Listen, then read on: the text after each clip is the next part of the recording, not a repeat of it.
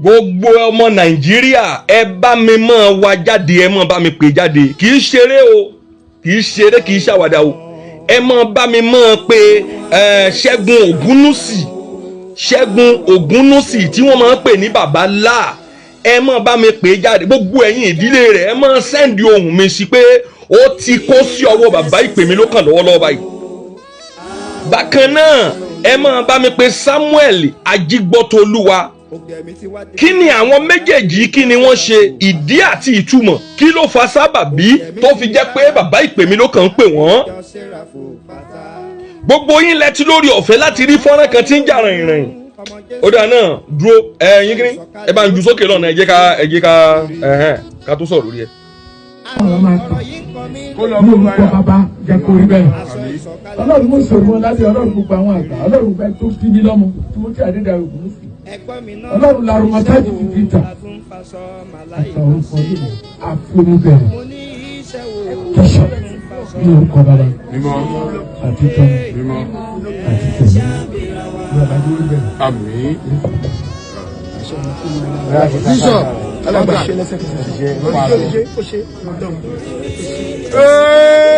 Bọ́lá.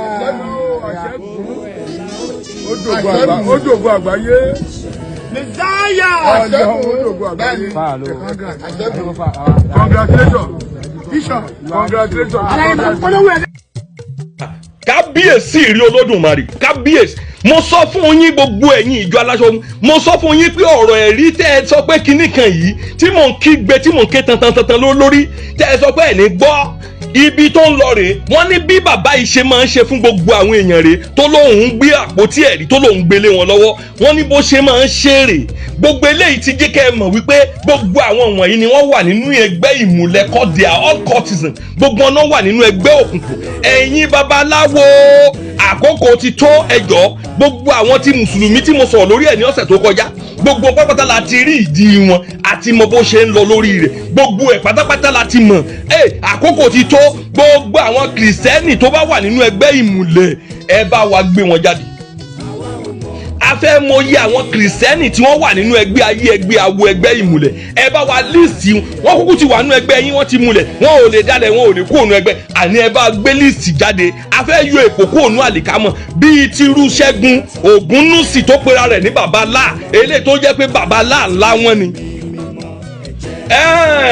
Bishop Olúsànyà Bámigbóyè, ojú gbà mí tì fún yín. Ẹ máa táàgì wọn, ẹ máa ṣíà wọn, ẹ máa ṣíà bíṣọ̀bù yẹn. Yes, bàbá ìyẹn bàbá gold, ẹ máa ṣíà rẹ̀. Ó ní ìdí pàtàkì tí mo sọ kékeré máa ṣíà rẹ̀. Ojú gbà mí tì fún bàbá yẹn. By now bàbá Bámigbóyè, ṣé aṣọ gámẹ́ǹtì aṣọ ìgún wa, mo mọ̀ pé I know you are an internet man, ṣé aṣọ funfun ṣì wà lọ́rùn yín? Ẹ sì lo aṣọ fún lọ́jọ́ Sunday, ẹ sì wọ gámẹ́ǹtì wọ ṣọ́ọ̀ṣì. Ojú gbà mí tì fún yín, torí pé nírú àsìkò yìí ó yẹ kó jẹ́ ìdójútì fún yín wípé irú nǹkan tí ẹ̀yin náà fojú yín rí wípé ó ṣẹlẹ̀, ẹ tún káṣọ ìgún wa sọ́rùn. Ojú gbà mí tì. Ibo ni gbogbo ẹ̀yin àgbààgbà wà? Bàbá Bámigbóyè, I know you to be a vocal, and mo mọ̀ pé kò sẹ́ni tó pé tán, ṣùgbọ́n on this aspect I'm expect you láti bọ́ síta láti lọ bá gbogbo àwọn àgbààgbà tó kù. By now ó yẹ kẹ́ ẹ ti strike government off this useless kí ló rúkọ yẹn jẹ́ Ṣẹ́gun Ògúnnúsì tẹ́ ń pè ní babalá, òun pẹ̀lú that useless boy tẹ́ ń pè ní Samuel Ajígbọ́tẹ̀ṣù tó ń pè ní Ajígbọ́tolúwa. I am challenging you, but especially you this Baba Bámigbóyè, I'm challenging you now. You have to stand up on this. You have to. This is the first time I'm personally calling you out. You have to, no. Am I coming? This is the first time I'm personally calling you out. Ẹ dìde nísìn. I want to see that ẹ gbaṣọ lọ́rùn àwọn karambani méjèèjì. Ẹ gbaṣọ lọ́rùn wọn. Kẹ́ ẹ jẹ́ kí wọ́n mọ̀ pé Mósè ò fi ẹnu kó ẹnu pẹ̀lú ẹnikẹ́ni. Captain tó fi lo ìgbésí ayé wọn kò sí ní tó jọ bẹ́ẹ̀. Kí ló ń porúkọ bàbá yìí ní Asánláyé Àdìlẹ́wà ní Ondo State. Wọn ò lo sáà wọn kàn ṣerú òṣì orí burúkú yẹn. Bàbá Ìmísí Adéọlá wọn ò ṣe orí burúkú yẹn tí wọ́n fi jáde lórí ilẹ̀ àlàyé. Now bàbá Bámigbóyè, what is happening now? I am challenging you and the core of you guys tí ẹ wà níbẹ̀ tẹ́ ẹ wà nípò àgbààgbà tẹ́ wà ń bẹ̀ yẹn tẹ́ ń claim let me verify it that you are claiming yourself pé àgbà nínú sẹ́ráfù ní àgbà nínú aláṣọ ogun wà ní mò ń challenge by now ó yẹ kẹ́ ti stripe ẹ̀ kẹ́ ti fa aṣọ ya kúrò bí wọ́n ṣe sọ pé Nigeria police worst tó tí wọ́n bá fi lè mú anybody sí ojú screen light wípé ẹni yìí ó gba rìbá ó gba bribe ẹ rí i pé Nigeria police wọn ò ní ṣe gbogbo nǹkan ṣùgbọ́n ẹ rí i pé wọ́n á mú ẹni yẹn wọ́n á gbé wá sórí láìfù wọn wọ́n á dẹ̀ gba ogbó aṣọ kúrò lára rẹ̀ wọ́n á rọ̀ lóye wọ́n á lé kúrò nínú ẹgbẹ́ ọlọ́pàá.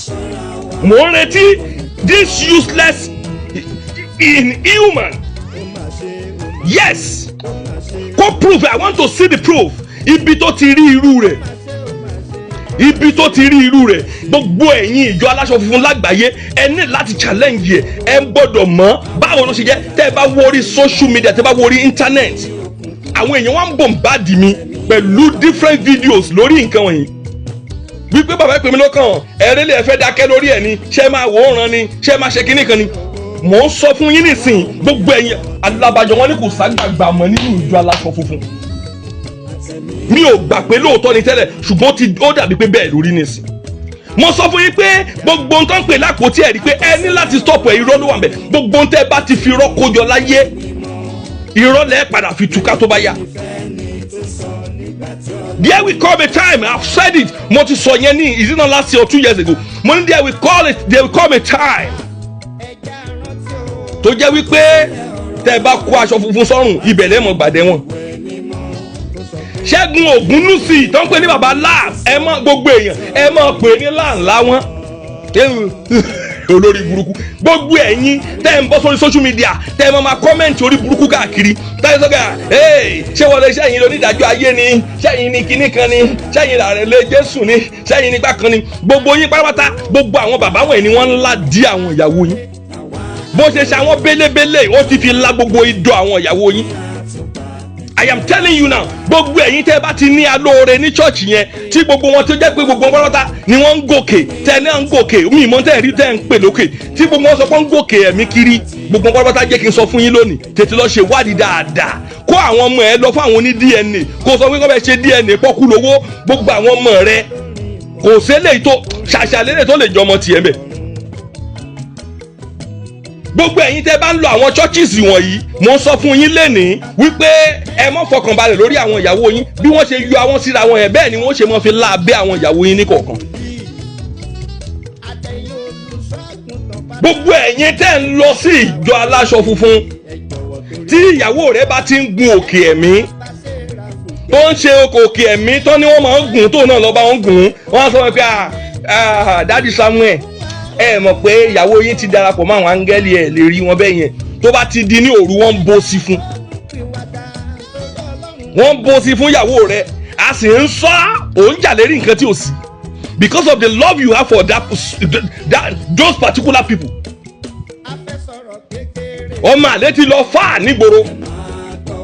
I am telling you now by now gbogbo ẹ̀yin àgbààgbà tó bá yẹ pé àgbà ṣùkú tágbò ti tán lórílẹ̀ gbogbo yín yẹ kẹ́ ẹ ti pé àwọn wọ̀nyí kẹ́ ẹ ti gba aṣọ lọ́rùn wọn pé ayọ̀ yín kúrò láyé àti lọ́run nínú ìjọ aláṣọ funfun.